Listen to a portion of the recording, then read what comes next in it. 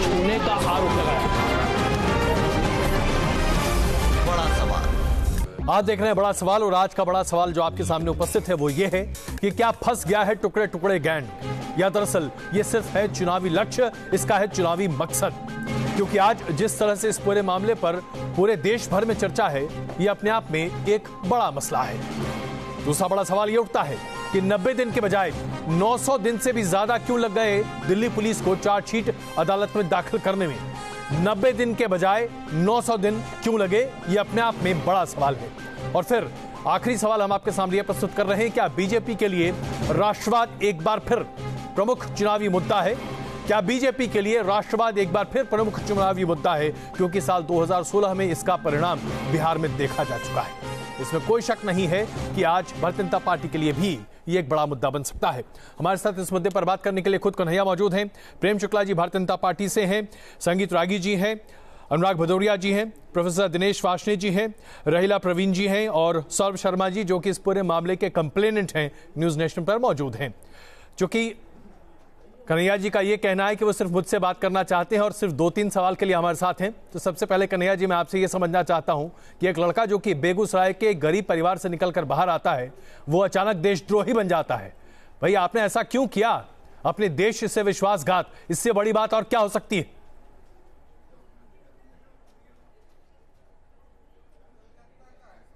बेगूसराय के बीहट का क्या, बेगूसराय का कोई लड़का या कोई लड़की जो है वो देशद्रोही नहीं हो सकता है। बेगूसराय एक क्रांतिकारी जगह है, यह राष्ट्रभक्त पैदा करती है, राष्ट्र कवि पैदा करती है, राष्ट्रद्रोही नहीं पैदा करती।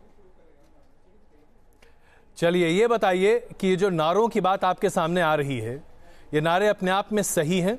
आपने नारे लगाए, हालांकि ये बात अलग है कि आपको नारे लगाते हुए किसी भी वीडियो क्लिप में नहीं देखा गया, लेकिन पुलिस ये कहती है कि आपकी अगुवाई में इस पूरे आंदोलन को आगे बढ़ाया गया था, ये सभा आपके द्वारा आयोजित थी और इसके पूरी जिम्मेदारी आपकी है।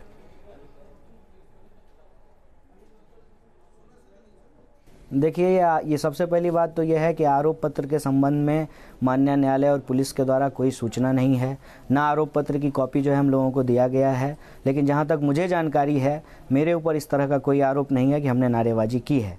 और यहाँ भी यह भी कहा जा रहा है कि कोई वीडियो एविडेंस जो है हमारे खिलाफ नहीं है। अगर कुछ है इसमें कोई दिक्कत नहीं है, पुलिस को जितना कहानी बनाना है वो बनाए, वो सारी कहानियों को साक्ष्य के साथ न्यायालय के सामने रखे, न्यायालय इसमें फैसला लेगी कि कौन नारा लगाया कौन नारा नहीं लगाया। जहाँ तक मेरा सवाल है, मैं जानता हूँ अपना सच, मैं इस पूरे मामले का विक्टिम रहा हूँ और सच्चाई ये है कि हम चूंकि एक साधारण व्यक्ति हैं तो हमको मुहरा बना करके यह सरकार अपना राजनीतिक लाभ, अपना राजनीतिक हित साधना। कन्हैया जी ये बताइए कि एक साधारण व्यक्ति के बारे में 1200 पन्ने की चार्जशीट कोई पुलिस दाखिल करेगी क्या? जाहिर सी बात है आपका रोल और आपकी भूमिका कहीं ज्यादा बड़ी होगी। स्वागत है इस बात का कि हमारे खिलाफ चार्जशीट हुआ है। हम लोग तो जो है चीख चीख करके जो है गला पकड़ करके भाजपाइयों को कह रहे थे कि चार्जशीट तो करा दो अपनी सरकार से। तो सरकार को धन्यवाद, उनकी पुलिस को धन्यवाद कि उन्होंने चार्जशीट किया है। लेकिन ये चार्जशीट है, जजमेंट नहीं है। खुशियां तो ऐसे मना रहे हैं जैसे जजमेंट आ गया हो। हम चाहते थे कि चार्जशीट हो, इसमें कार्रवाई शुरू हो, हम अपना पक्ष जाकर के रखें ताकि दूध का दूध पानी का पानी हो और सरकार का यह जो साजिश है उसका पर्दाफाश हो देश की जनता के सामने। देश की जनता को पता चले कि उनके देशभक्ति की भावना का किस तरीके से भाजपा ने मजाक उड़ाया, किस तरीके से उनकी भावना के साथ खेल करके महज अपनी कुर्सी के लिए, अपने राजनीतिक लाभ के लिए देश को गुमराह करने का। लेकिन ये बताइए कि आप बीजेपी पर इतने बड़े आरोप लगा रहे हैं, एक ऐसी पार्टी जिसके पास 10 करोड़ से ज्यादा सदस्य हों, आप जैसे तथाकथित तौर पर एक बहुत छुटभैये नेता या यूं कहें कि जेएनयू के एक छात्र नेता के खिलाफ बीजेपी अपनी तमाम एनर्जी, अपनी ऊर्जा क्यों बर्बाद करेगी? बीजेपी के एक गृह मंत्री हैं राजनाथ सिंह, कड़ी निंदा मंत्री उनको आप कह सकते हैं, क्योंकि हमेशा कड़ी निंदा करते रहते हैं। वो भी कभी हाथ हिला हिला करके बोले थे कि इन लड़कों का संबंध हाफिज सईद से है। क्या हुआ? हाफिज सईद की चर्चा चार्जशीट में क्यों नहीं की गई है? ये इनके झूठ का चेहरा है जो जनता के सामने धीरे धीरे नंगा हो रहा है। झूठ का चेहरा। प्रेम शुक्ला जी, क्या भारतीय जनता पार्टी वाकई में कन्हैया जैसे नेताओं के बारे में इस तरह की टिप्पणी कर सकती है? और ये जो बातें सामने रखी जा रही हैं, क्या ये भारतीय जनता पार्टी का प्रोपेगेंडा था?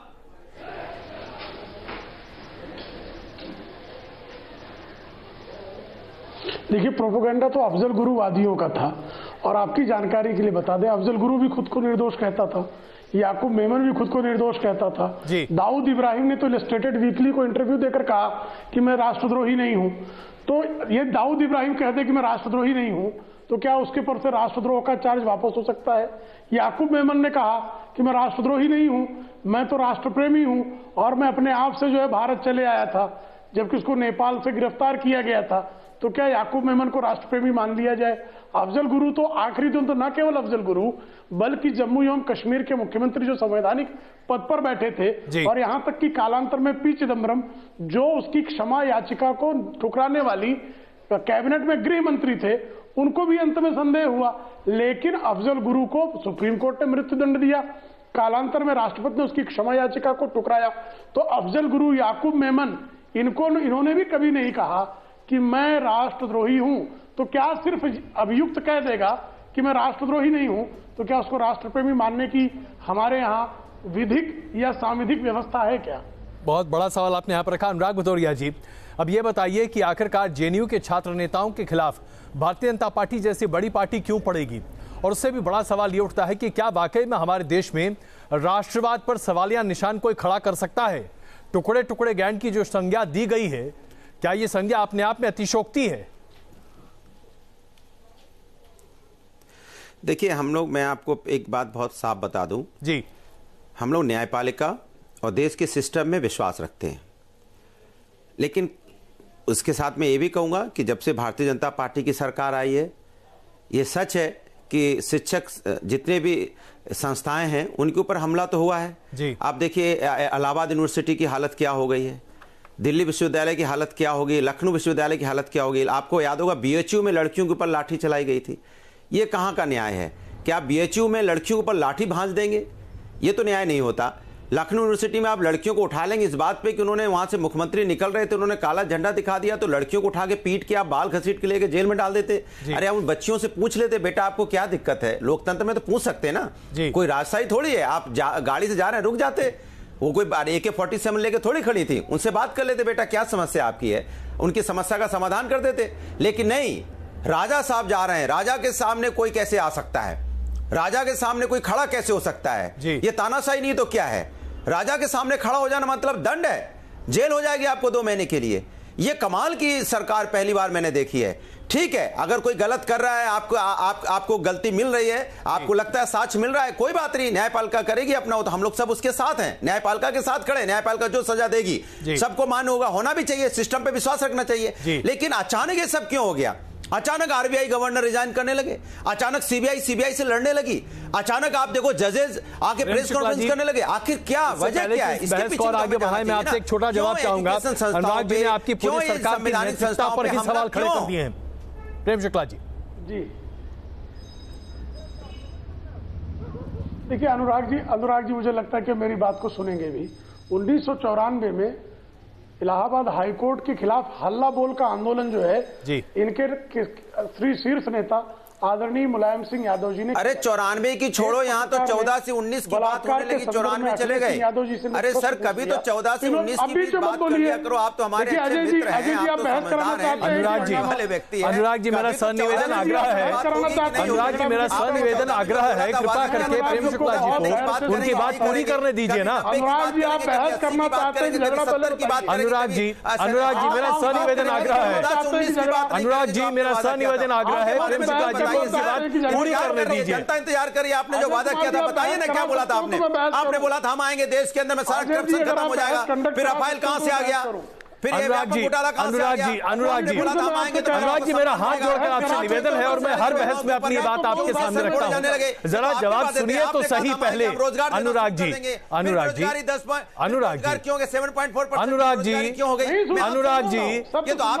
जी अचानक ये सब क्यों बदल गया? अनुराग जी प्लीज, नहीं महंगाई की बात की थी, अनुराग जी प्लीज आप बात तो सुनिए साहब, आप बताइए। आप तो एकदम सरपट सुपरफास्ट ट्रेन बन जाते हैं, जरा प्लीज तो सुनिए। अनुराग जी प्लीज, पूरे देश के अंदर अनुराग जी मैं, आप मेरी आवाज सुन पा रहे हैं? अनुराग जी मैं अजय कुमार बोल रहा हूँ, आपको मेरी आवाज सुनाई दे रही है कि नहीं होगी? अनुराग अनुराग जी, मेरा आग्रह है आपसे, आप कम से कम किसी को सुनिए तो सही। अगर आप ही बोलते रहेंगे तो पूरी बात तो आप ही से होती रहेगी ना। मेरा सनिवेदन आग्रह है, प्रेम शुक्ला जी की बात सुन लीजिए, उसका जवाब दीजिए ना। मैं आप सबको पूरा मौका देना चाहता हूं। प्रेम शुक्ला जी प्लीज। जी जी, तो अखिलेश सिंह यादव जी से एक पत्रकार ने, महिला पत्रकार ने पूछ लिया बलात्कार के संदर्भ में जी, तो उनका उसको उत्तर था, आपके साथ बलात्कार तो नहीं हुआ ना? बुलंदशहर में बलात्कार हुआ, थाने तक किसी तरह घिसकते वो महिला पहुंची। आजम खान ने कहा ये राजनीतिक है। अरे सर, यहाँ तो बुलंदशहर में उसको मार डाला आपने, आपके बजरंग दल के और कार्रवाई करने के लिए पुलिस मार डाला पुलिस वाले को, और आपने क्या किया उसके साथ? अभी तक आप उसको अरेस्ट नहीं कर पाए। अजय जी आप मुझे बताइए, आप बहस करवा रहे हैं कि इनसे झगड़ा करवाएं? मैं पूरी तरीके से बहस ही करवाना चाहता हूं, लेकिन ऐसा लगता है कि आपके और अनुराग जी के बीच में प्रेम संबंध कुछ ज्यादा अच्छे हैं। आप दोनों एक दूसरे को बहुत ज्यादा प्रेम करते हैं, शायद यही वजह है कि टेलीविजन पर एक दूसरे को देखते हैं आवाजें निकल रही हैं। क्या किया आपने उसके बाद? अनुराग जी हर किसी के साथ करते हैं, बताइए। आप लोग रोज इनको बुलवा करके बहस बिगाड़ते हैं। अनुराग जी, अनुराग जी, मेरा मुझे लगता है कि मुझे आपकी आवाज बंद करनी पड़ेगी अगर ऐसा होगा। अनुराग जी प्लीज, आपको उत्तर प्रदेश, अनुराग भदौरिया जी, अनुराग जी प्लीज। क्या था बोले? मुझे लगता है कि अनुराग जी की आवाज मुझे बंद करनी पड़ेगी। और आइए जरा इस बीच में मैं बहस को आगे लेकर चलता हूं। सौरभ शर्मा जी, आप हमारे साथ मौजूद हैं। ये बताइए कि आप कंप्लेनेंट भी हैं, क्या देखा था आपने उस दिन वहां पर, और आपने जो बातें कही हैं उसको जांच करने में पुलिस को 3 साल का वक्त लगना चाहिए था क्या? ये तो क्लियर कट केस है, अगर आप सब लोग वहां पर साक्ष्य दे रहे थे तो। देखिए, केवल मैंने ही नहीं जी, जेएनयू के तमाम छात्र कम्युनिटी ने देखा, उसके बाद पूरे देश ने देखा कि किस तरीके से देश ने कुछ नहीं देखा। देश ने वो देखा जो आप लोग दिखाना चाहते थे। हम लोगों ने तो देश की बात मत कीजिए, आप सिर्फ ये बताइए कि आपने क्या देखा वहां। जो अभी तक देश के लोग नहीं देख पा रहे थे, मुझे लगता है कि देश ने वो देखा कि जो जेएनयू में पिछले कई सालों से चल रहा था। एक तरफ पहले जब कार्रवाई स्टार्ट हुई तब बोल रहे थे डॉक्टर, तब बोल रहे थे डॉक्टर। जब सीएफएसएल लैब से सारे वीडियो प्रमाणित होके आ गए और दिल्ली पुलिस का स्पेशल सेल ने चार्जशीट फाइल की, तब सबका मुंह बंद हो गया और सब बड़बड़ाने लगे कि जी अब चार्जशीट इतनी लेट क्यों। एक बात बताइए आप, जिसमें लगभग 14 मोबाइल और 14 वीडियो से वहां पे सीएफएसएल लैब से किया गया। मैं मानता हूं कि देरी हुई, लेकिन आज जब यहां पे फाइल किया गया तो इसका स्वागत करना चाहिए। तमाम भारतवासी जो उस समय खड़े हुए थे, मुझे लगता है ये उनकी जीत है और ये उनकी हार है। जो राहुल गांधी और चाहे कांग्रेस के तमाम नेता हो जो जेएनयू में जाके ऐसे लोगों का समर्थन किए थे। यूनियन चुनाव नहीं है, प्लीज हम यहाँ पर आराम से बात करें। नहीं, वहां जाके जो लोग, राहिला जी, सवाल ये उठता है कि आज जिस तरीके से इस वीडियो को आधार बनाकर और तमाम प्रत्यक्षदर्शी अपनी बात सामने रख रहे हैं, क्या इसके लिए पुलिस को वाकई में 900 से ज्यादा दिनों का वक्त लेना चाहिए था?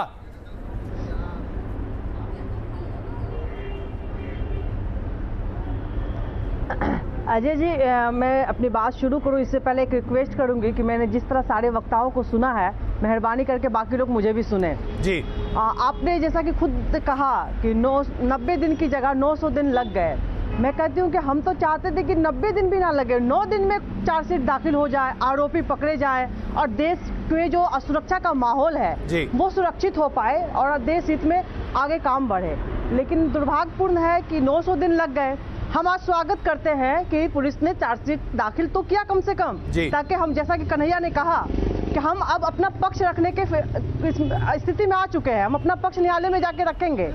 और सौरभ शर्मा जिस तरह से कह रहे कि देश ने देखा, तो देश ने वाकई देखा है कि किस तरह से ये वीडियो डॉक्टर साबित हुआ।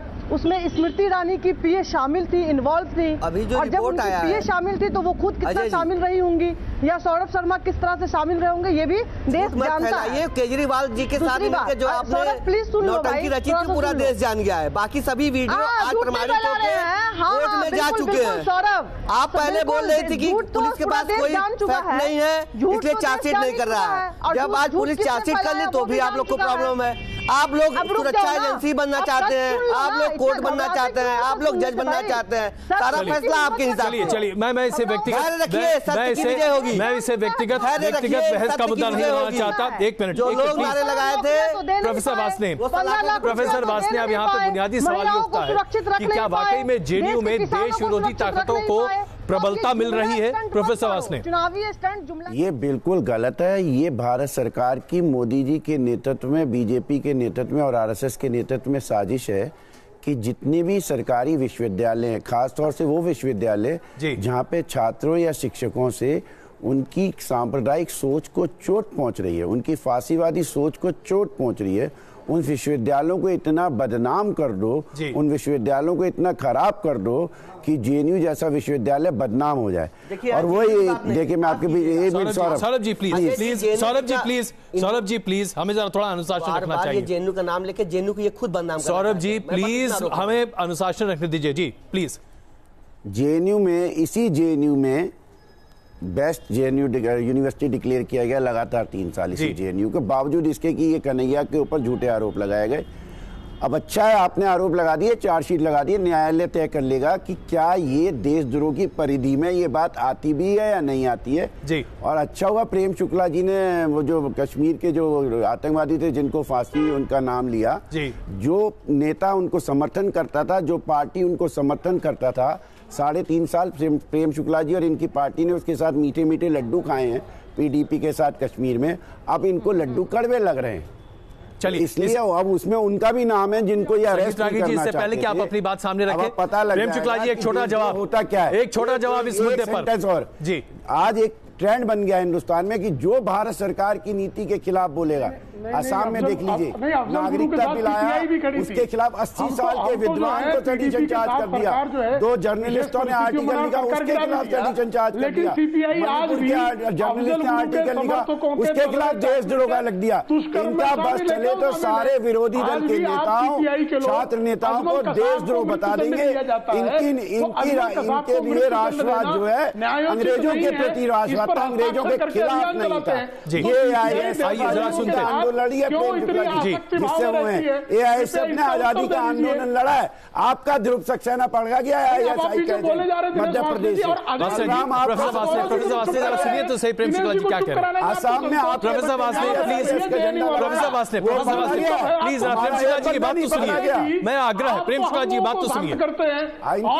सुनने को तैयार नहीं होते क्योंकि इनकी प्रवृत्ति है, या दूसरे को सुनने को तैयार ही नहीं होते। बात है आपकी प्रोफेसर वासने जरा प्लीज, प्रोफेसर वासने मेरा आग्रह है प्रेम शुक्ला जी की बात कंप्लीट तो होने दें। ये बीच बोले ना, प्लीज प्लीज अभी आपने अपनी बात रख ली, आपने अपनी बात रख ली, आप प्रेम शुक्ला जी को बात रखने दीजिए। प्रेम शुक्ला जी यदि बहस के दौरान राष्ट्रीय पक्ष रखने वाले, राष्ट्रीय विमर्श करने वालों को टोका टोकी और देशद्रोहियों के तलवे चाटने वालों को लगातार पीठ ठोकने का अगर काम चलेगा, पीडीपी के साथ आपने बनाई थी सरकार, पीडीपी के साथ सरकार। प्रोफेसर वासने मेरा आग्रह है आपसे, मैं बार बार आप लोगों से आग्रह कर रहा हूं, इस तरह से बहस नहीं हो सकती है। मैं क्षमा चाहता हूं, कोई तरीका नहीं। प्रेम शुक्ला जी को क्यों ना बोलने दिया जाए? नहीं, मैं क्षमा चाहता हूं प्रोफेसर वासने, ये गलत बात है। प्रोफेसर वासने ये गलत बात है। प्रेम शुक्ला जी की बात तो सुनिए कम से कम। मेरा आग्रह है आप सबसे, एक दूसरे की बात सुनने की सहनशीलता तो होनी चाहिए। प्रेम शुक्ला जी प्लीज। जी प्रेम शुक्ला जी अपनी बात रखिए।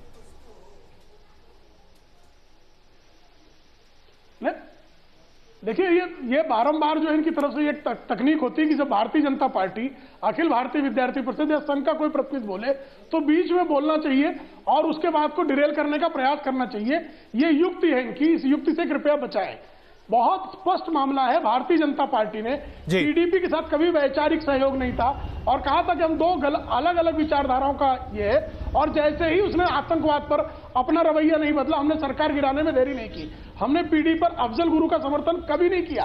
अफजल गुरु का समर्थन तो सीपीआई करती रही ना, आज भी अफजल गुरु का समर्थन करने वाले 3.5 साल बाद समझ में आया कि रवैया नहीं बदला। कमाल की बात है भाई। मुझे लगता है प्रेम शुक्ला जी आपकी बात से ना तो लेफ्ट पार्टी देश को और नहीं समाजवादी पार्टी, लेकिन इस बीच में संगीत रागी जी मैं आपके पास आना चाहता हूँ। संगीत रागी जी ये बताइए कि क्या वाकई में जवाहरलाल नेहरू विश्वविद्यालय जो कि इतना प्रतिष्ठित रहा है, हम तमाम लोग वहां से पढ़कर बाहर निकले हैं, लेकिन आज वहां पर क्या देश विरोधी ताकतें इतनी पैठ कर चुकी हैं कि आज वो आतंक का अड्डा बन गया है?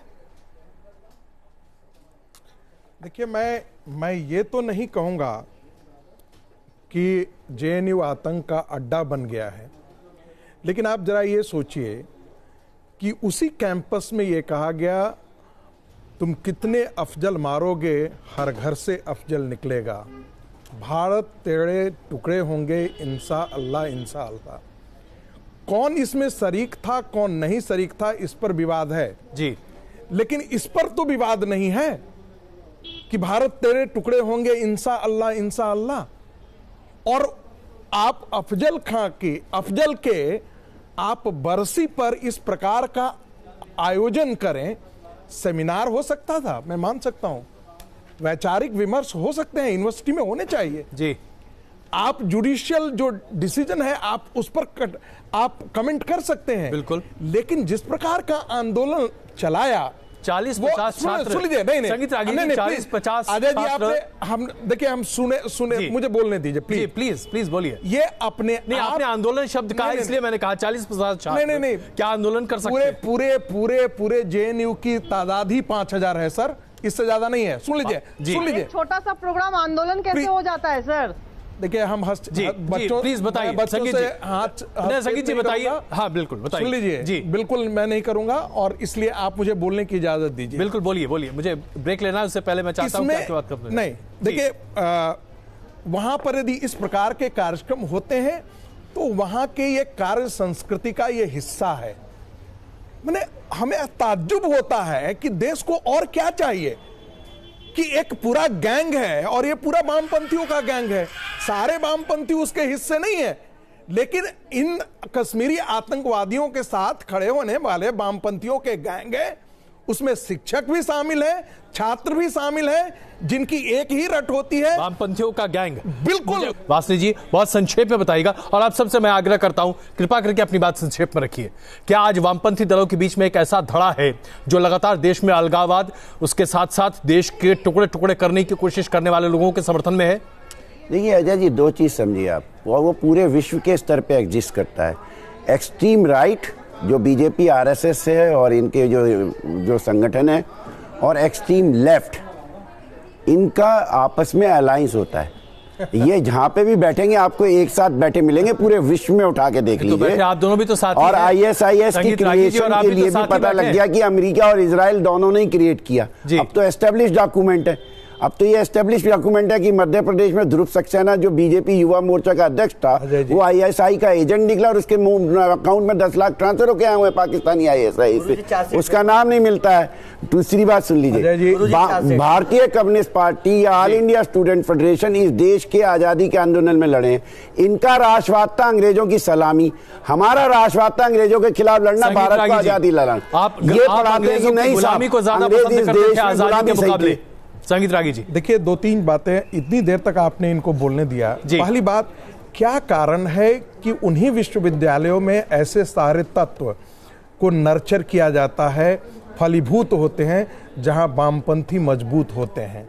जादवपुर यूनिवर्सिटी, कलकत्ता के जो बंगाल के विश्वविद्यालय हैं, केरला के विश्वविद्यालय हैं, और JNU खास करके। BHU का भी नाम लो, जहाँ लड़कियों को मारा। देखिए हम BHU का भी नाम लो, इलाहाबाद यूनिवर्सिटी का भी नाम लो, नहीं कर रहे थे, थोड़ा सा FTTI का भी नाम लो, मद्रास IIT का भी नाम लो, सब नाम लो ना, सब जगह वामपंथी है। तो दीजिए रागी, नाम लीजिए सर, जहाँ आप लोगों ने डंडे बरसाए हैं। दिल्ली यूनिवर्सिटी का भी नाम लो ना, टीचरों पे हमला किया, दिल्ली विश्वविद्यालय का भी नाम लो, टीचरों पे हमला किया। पक्षधर नहीं हूँ मैं, इस बात का पक्षधर नहीं हूँ कि रागी जी को बोलने ना दिया जाए। प्लीज रागी जी बोलिए, बारे में बता दो। जीवा जी प्लीज बैठिए। राइला मेरा आग्रह है, राइला मेरा आग्रह है, कृपा करके हमें एक दूसरे को बोलिए प्लीज। राइला जी और सौरभ, प्लीज मैं आग्रह करता हूँ, ये तरीका ठीक नहीं है, ये तरीका ठीक नहीं है। प्लीज सौरभ प्लीज आप यहाँ बैठकर, सौरभ प्लीज नहीं, रुके आप रुके, नहीं मैं आपको भी मौका दे रहा हूँ, रुकिए पहले। एक बात कहने, संगीत नहीं प्लीज सर, संगीत रागी जी को 1-to-1 कराइए या फिर सबको एक साथ बुलाइए। ऐसा है, ये डिबेट मैं कर रहा हूं, मुझे करने दीजिए और मुझे मत सिखाइए, आप मुझे मत सिखाइए, आप प्लीज चुप रहिए। मैं अपनी बात कर रहा हूं, प्लीज अपनी बात कहिए। जो सज्जाद जहीर जिसने पाकिस्तान का मैनिफेस्टो लिखा, उससे बड़ा पाकिस्तान परस्त जिन्ना का चारण, अंग्रेजों का गुलाम कौन हुआ, मुझे बताइए ना। संगीत रागी जी अपनी बात रखिए प्लीज। दूसरी बात, इसमें कोई दो नाथुराम गोडसे का गुलाम कौन है? राहिला जी प्लीज मैं आग्रह कर रहा हूं आप लोग से, मुझे आप लोग की आवाज बंद करनी पड़ेगी अगर इस तरह से आप टोकाटोकी करते रहेंगे तो। कृपा करके बहस को आगे बढ़ने दें प्लीज। जी रागी जी देखिए, इसमें कोई दो राय नहीं है कि जहां पर वामपंथी घटक हैं, ये कहते हैं कि से हम वामपंथी, एक्सट्रीम राइट और एक्सट्रीम लेफ्ट दोनों साथ साथ खड़े होते हैं। अरे आप देखिए तो, माओइस्टों को आप बंगाल में मारते हैं और झारखंड में समर्थन देते हैं। है कि नहीं? दूसरी बात, नहीं सुन लीजिए देखिए आप, देखिए ये तो हम उठ करके चले जाएंगे सर, ये तो बेहूदी बात है। सीपीआई के कन्वॉय पे नहीं, ये तो बहुत बेहूदी बात है। सीपीआई ने ऑफिस जलाया था, बीजेपी का एसपी ऑफिस नहीं जला, आग्रह कर रहा हूं, आरएसएस का एसपी ऑफिस नहीं जला। कम से कम एक दूसरे की बात सुनने की सहनशीलता तो रखें, गलत बात ना बोले प्लीज। आप अपने मौके पर बोलिए ना, ये कोई तरीका नहीं है। संगीत रागी जी अपनी बात जल्दी खत्म कीजिए प्लीज, मुद्दे पर आइए प्लीज। मुद्दा ये है कि क्या जेएनयू में टुकड़े टुकड़े गैंग सक्रिय है, हाँ या ना? देखिए जेएनयू में आज से नहीं, बहुत पहले से टुकड़े टुकड़े गैंग सम्मिलित है। हर साल ऐसी घटनाएं होती हैं, हर साल इस प्रकार से नारों का प्रचलन होता है। आपके हिसाब से जेएनयू एक ऐसी संस्था है जहां देश विरोधी ताकतें मजबूत हैं? सुन लीजिए बिल्कुल। दूसरी बात, एबीवीपी को बहुत बहुत सलाम की उन्हें। तो चलिए, अगर ऐसी बात है संगीत रागी, तो मेरा सवाल आपके सामने है, अगर ये बात सही है तो आज तक केंद्र सरकार ने सेंट्रल यूनिवर्सिटी होते हुए भी जेएनयू पर ताला क्यों नहीं लगाया? क्यों लगाए? देखिए, अगर ऐसा लगता है कि वहां पर इस तरह के छात्र हैं, उनका वर्चस्व है, टुकड़े टुकड़े गैंग वहां पर है, वहां पर देश विरोधी ताकतें हैं, बंद कर दीजिए और उसे साफ कीजिए। अजय जी, नहीं, एक मिनट सौरभ जी आप प्लीज एक मिनट, मैंने सवाल पूछा, रागी जी से जवाब देने दीजिए। अजय जी, यदि छात्र उसमें, कुछ छात्र उसमें शामिल हों और कुछ शिक्षक उसमें शामिल हों, उसके कारण एक पूरे विश्वविद्यालय को बंद कर दिया जाए, ऐसी तो बात कोई हो नहीं सकती। लेकिन जो बात हो रही है उससे तो पूरा विश्वविद्यालय बदनाम हो रहा है ना। दूसरे विश्वविद्यालय को बदनाम, मुझे तो बार-बार ये कहेंगे कि जेएनयू जो है वो गढ़ है टुकड़े टुकड़े गैंग का, तो आप जेएनयू को बदनाम करते हैं, टुकड़े टुकड़े गैंग को नहीं। देखिए अजय जी, हम लोग पढ़ते हैं, देखिए अजय जी, इसका ऐसे सरलीकरण मत कीजिए, देशभक्त भी लोग हैं वहां पे, ऐसे सरलीकरण मत कीजिए। बहुत सारे आपने देखा होगा वहां राष्ट्रवाद पर विमर्श चला, ये कोई नई बात थोड़े थी वहां पे। अच्छा चलिए, क्या वहां राष्ट्रवादी कौन है? जो बीजेपी या एबीपी से जुड़ा है वही राष्ट्रवादी है, बाकी सब देश विरोधी है? नहीं, मैंने ऐसा कभी नहीं कहा और मैं ऐसा कभी कहूंगा भी नहीं। बहुत सारे ऐसे हैं जो आपका तात्पर्य तो इस तरह से ही है। नहीं, अनुराग भदौरिया जी जो बीजेपी और एबीपी नहीं करता हुआ है, लेकिन समर्थक है, वो देश विरोधी है। अनुराग भदौरिया जी डिबेट को गलत डायरेक्शन ले जा रहे हैं अजय जी, ऐसे नहीं है। आप अनुराग भदौरिया जी देखिए, कश्मीरी आतंकवाद में तमाम जो 95% से ज्यादा, मुझे बोलने का मौका दे तो मैं बोलूं, कोई चुप हुए तत्व हैं। चलिए अनुराग भदौरिया जी प्लीज। अच्छा, मैं देखिए, अभी रागी जी ने बोला जी, वामपंथी देशद्रोही, समाजवादी देशद्रोही, बहुजन समाजवादी पार्टी देशद्रोही, कांग्रेस देशद्रोही, समाजवादियों को देशद्रोही नहीं बोला, आरजेडी देशद्रोही, सारी पार्टियां। नहीं, आपने ऐसे ही बोला है, आपने ऐसे ही बोला है कि जहां पे इस तरह की पार्टियां हैं, तो आप सब पार्टियों को, जो पार्टी अगर आपके अगेंस्ट में बोलेगी कि आप गलत कर रहे हो, सब राजद्रोही हो जाएंगी। खाली एक आरएसएस जिसने अनुराग ये जुगलबंदी आप प्रेम शुक्ला जी से कर लीजिएगा, हमसे मत कीजिए। को नहीं मानते। अनुराग भदौरिया, ये जुगलबंदी आप प्रेम जी से कर लीजिएगा, हम पर कृपया मत बरसाइए। उत्सव बताते थे, वो राष्ट्रभक्त हो गए। ये जो लोग यहाँ बैठ के चिल्ला रहे हैं, अनुराग सबसे बड़े तो आपका इम्तिहान है कि आप ऐसे गैंग के साथ खड़े कैसे होते हैं। आपकी आत्मा कोसती नहीं है क्या? आपकी आत्मा कोसती नहीं क्या? इस देश के पूरे टैक्स पेयर का पैसा जेएनयू को जाता है और वहाँ इस प्रकार के नारे लगे, तो कौन इसके लिए जिम्मेदार है? राष्ट्र को खराब करने की कोशिश की है, कौन इसके लिए जिम्मेदार है? आप बता सकते हैं क्या? और जैसे लोगों की संस्थाओं को आपने बर्बाद किया। अनुराग जी का जवाब जी दे रहे हैं, अनुराग जी का जवाब प्रेम शुक्ला जी दे रहे हैं। संगीत जी दोनों उसमें शामिल है। संगीत रागी जी, ये सर्व की बात है, ये सर्वनाक बात है। संगीत रागी जी प्लीज, संगीत रागी जी, प्रेम शुक्ला जी जवाब दे रहे हैं अनुराग जी का। प्रेम शुक्ला जी, लखनऊ विश्वविद्यालय में कौन से कम्युनिस्ट थे? जहां तहां आपने लाठियां बांध दी, सारे संस्थाओं को आपने खत्म कर दिया। अनुराग जी आपके उठाए मुद्दे पर, अनुराग जी बात करते लोग मंगल ग्रह में जाने की बात करते हैं, आप गाय गोबर की बात करना चाहते हो, स्कूल में गाय बनवा देना चाहते हो, पढ़ने की जगह गाय बनेगी, पढ़ाई होगी गाय बनेगी। ये आपने हालत कर दिया इसी चैनल पर किस तरह से वो झूठ का प्रलाप कर रहे हैं, ये आप देख रहे हैं। तो मिथ्या प्रलाप करने का औचित्य क्या है? और कन्हैया कुमार जब चार्जशीट दायर हुई है, चार्जशीट दायर हुई तो उसको कानूनी प्रक्रिया की प्रतीक्षा क्यों नहीं करते? और जब कानूनी प्रक्रिया किसी अफजल गुरु को दंडित कर देती है, तो अफजल गुरु के समर्थक समर्थन में खड़े होने का उनकी बात नहीं हो, तो मैंने बोला जो कानून कहेगा वही सही होगा। अगर कोई भी व्यक्ति नारे लगाने वालों को सिस्टम से, संविधान से बड़ा नहीं है, तो न्यायपालिका से बड़ा नहीं है, न्यायपालिका से अपने आप फैसला करेगी, लेकिन आप लोगों ने सारी संस्थाओं को बदनाम कर दिया। ये मैं कह रहा हूं, आपकी सारी संस्थाओं को एक मिनट गाय बनेगी तो बच्चा एक मिनट मुझे जरा मुझे रहीला को शामिल कर दीजिए।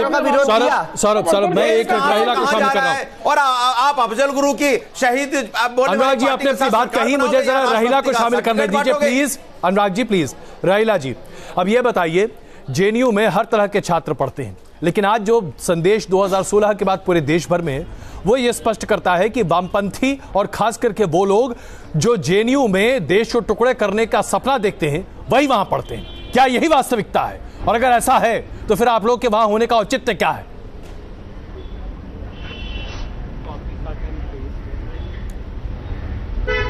अजय जी आप खुद जेएनयू से हैं, मुझे खुशी है इस बात की कि आज इस चैनल पे जो डिबेट हो रहा है उसके एंकर जेएनयूआइट हैं, और मुझे लगता है कि मुझे बहुत चीज़ें कहने की ज़रूरत नहीं है, लेकिन चूंकि ये सवाल देश के सामने है तो आप बताइए कि आज देश में लगभग डिप्लोमेट्स और खुद एबीवीपी के लोग जो बड़े बड़े पोस्ट पे आज विराजमान हैं वो जेएनयू से गौरवान्वित होते हैं। कांग्रेस के पास जाइए और एक अच्छा वकील कीजिए बचाने के लिए। अगर देशद्रोहियों का अड्डा है तो वहाँ सौरभ, अरे रुक जाइए सौरभ रुक जाओ, थोड़ा सा पेशेंस रखो ना भाई, रुक जाया करो। पेशेंस रख लिया, 3 साल हो गया, अब आप पेशेंस रखिए। तो उसी अड्डे में सौरभ शर्मा भी रहता है, के लिए आप उसी अड्डे में पेशेंस रखिए। उसी अड्डे में सौरभ शर्मा रहता है और सौरभ शर्मा भी देशद्रोही है। फिर मुझे फक्र है कि मैं जेएनयू का स्टूडेंट हूं, ऐसे लोगों के खिलाफ खड़ा हूं जो देशद्रोही नारे लगा रहे थे।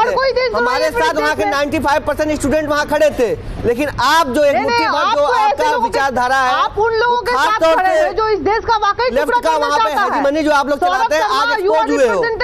राहुल गांधी जी को बुला के आप एक्सपोज हुए, उनको भी एक्सपोज किया। अरविंद केजरीवाल जी को बुलाया, उनको भी एक्सपोज किया। आप चुप रहिए, जाइए कांग्रेसियों के पास, एक अच्छा वकील कीजिए, मत हमसे बोल पूछिए ना, और इंतजार कीजिए। बताइए ना, जज साहिबा पहले बोल चुकी है कि वहाँ पे नारा लगा। वकील कीजिए, आपको ज्यादा जरूरत है, और यह एक संक्रमण बीमारी फैलने वाली है। जो वर्डिक्ट आने वाला है ना, वो आपके खिलाफ आने वाला है। अभी तक आप लोग बोल रहे थे कि चार्जशीट दायर नहीं हो रहा है, चार्जशीट दायर हुआ, दोनों छात्र नेताओं के बीच आता हूं।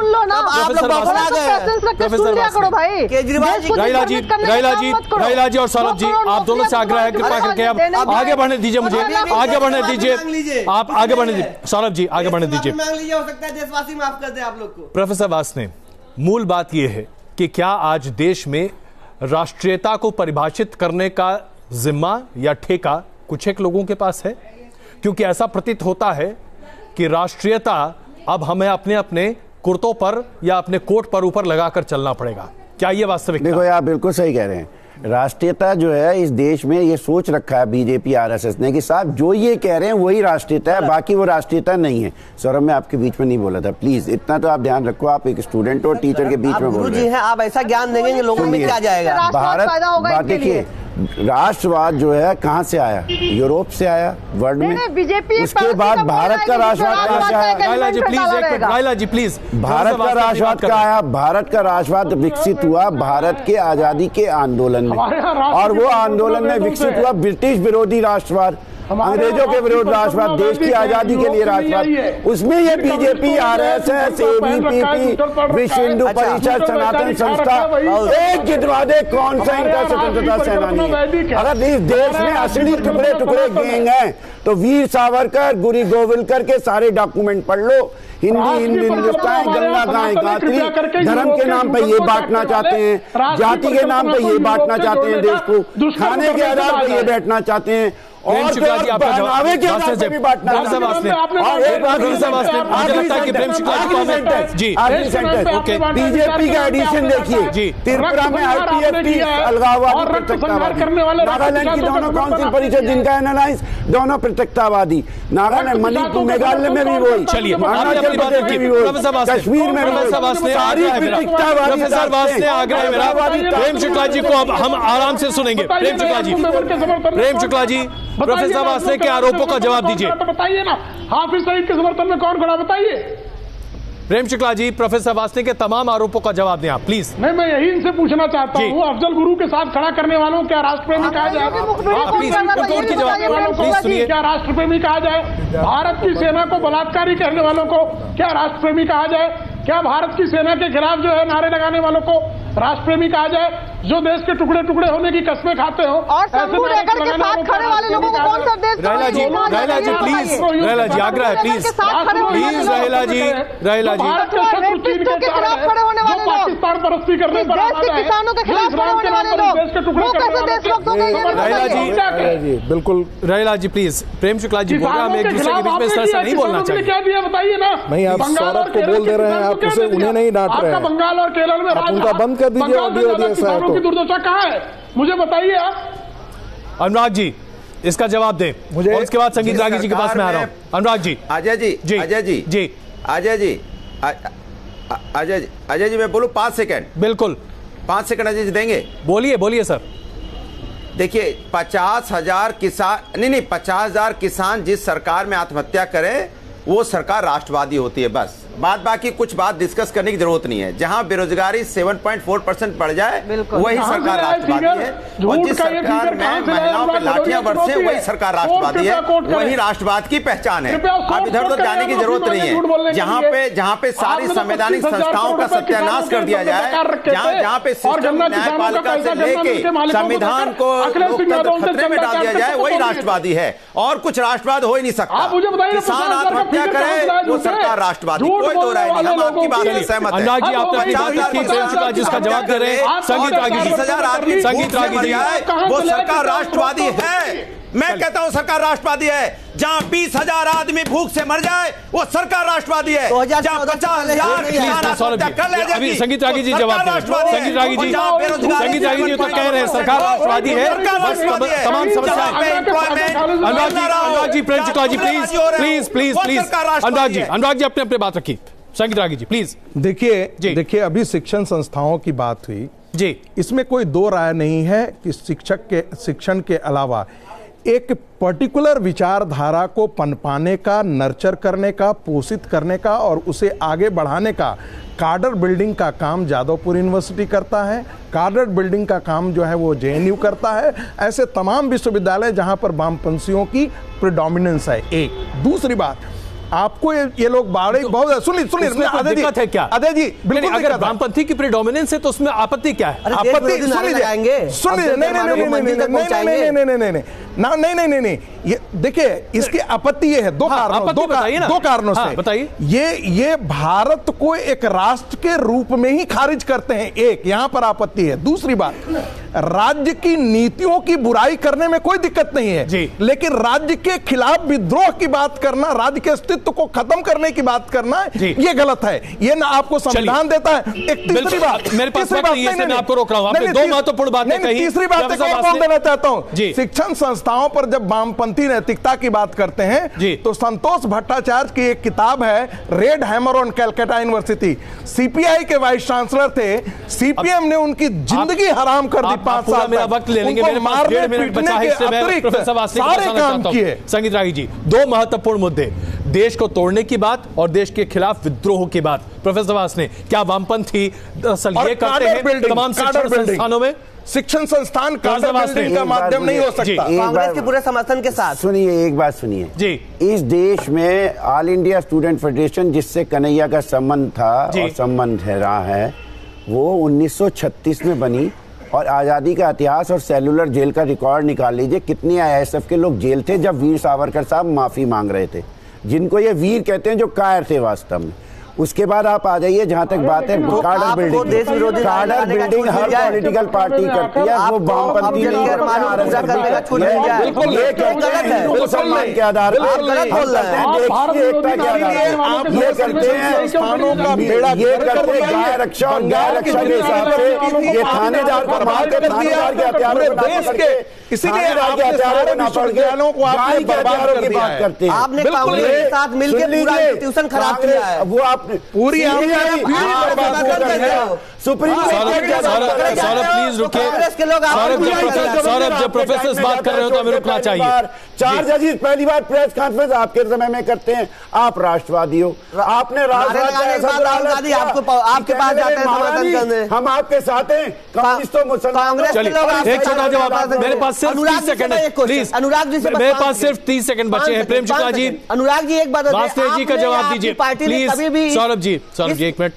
प्रेम शुक्ला जी आखिरी 30 सेकंड मुझे सिर्फ ये बता दीजिए किया है जो अभी आरोप लगाए हैं वासदेव साहब ने। सिर्फ इतना जानना चाहता हूं कि जब कन्हैया कुमार के खिलाफ चार्जशीट फाइल है जी, तो उस चार्जशीट पर उस कानूनी प्रक्रिया को पूरी होने के पहले उस राष्ट्रद्रोही के को जो है तत्काल जिसको राष्ट्रद्रोह का आरोप है जी, उसके समर्थन में आप क्यों खड़े हो जाते हैं और आप तमाम तरह के राष्ट्रद्रोहियों के समर्थन में क्यों खड़े होते हैं?